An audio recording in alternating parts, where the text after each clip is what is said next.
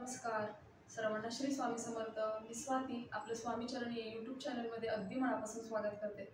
तर बघा, लवकरच श्रावण महिना येतोय आणि श्रावण महिन्यामध्ये आपल्याला एक छोटासा पण तितकाच प्रभावी उपाय करायचा आहे। श्रावण महिना सुरू झाल्या दिवसापासून ज्या दिवशी पहिला पाऊस पडेल त्या दिवशी आपल्याला एक छोटासा उपाय करायचा आहे। तर त्याच्याबद्दलचीच मी माहिती आपल्याला या व्हिडिओमध्ये देणार आहे। तर बघा, ज्या दिवशी श्रावण महिना चालू होईल तेव्हा आपल्याला पाऊस पडल्यावर काय करायचंय तर कुटुंबातील सगळ्यांनी त्या पावसामध्ये भिजायचंय, म्हणजे अंघोळ करायची छानपैकी।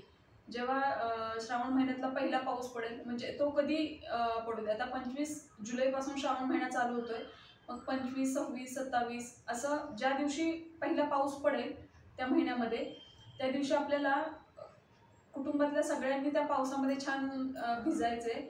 आणि दुसरा एक उपाय असा करायचा आहे की एक आपल्याला पसरट भांडं घ्यायचंय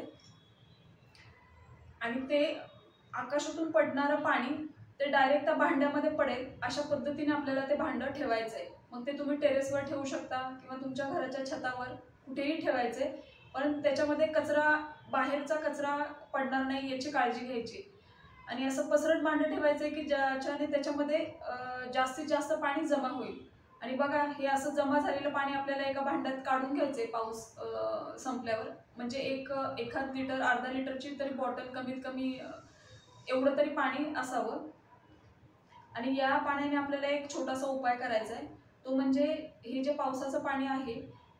आणि बघा, एक गोष्ट लक्षात घ्यायची आहे की टेरेसवरून खाली आलेलं किंवा कुठून तरी पाईपमधून येतंय तर असं पाणी आपल्याला चुकूनही घ्यायचं नाहीये।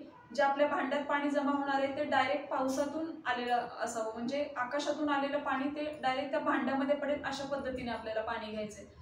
दुसरं म्हणजे तर बघा, या भांड्यात जे पाणी जमा झाले ते आपल्याला स्वच्छ कापडातून गाळून घ्यायचंय, एका बॉटलमध्ये भरायचंय। आणि या पाण्याने आपल्याला आपल्या देवांना एकदा दोनदा, म्हणजे जसं पाणी आपल्याकडे असेल 1, 2, 3 वेळा जसं जमेल तेवढ्या वेळेला आपल्याला देवांना आंघोळ घालताना ते पाणी वापरायचंय। दुसरं म्हणजे श्रावण महिना बघा आपल्या महादेवांसाठी असतो। आपल्याला महादेवांचे जेवढे जमतील तेवढे पूजा पाठ करायचे असतात, तर आपल्याला या पाण्याचा उपयोग महादेवांच्या पिंडीवर, मंदिरात जाताना किंवा आपल्या घरामध्ये पिंड असेल तर त्या पिंडीवर सुद्धा आपल्याला हे पाणी अर्पण करायचंय महादेवांना।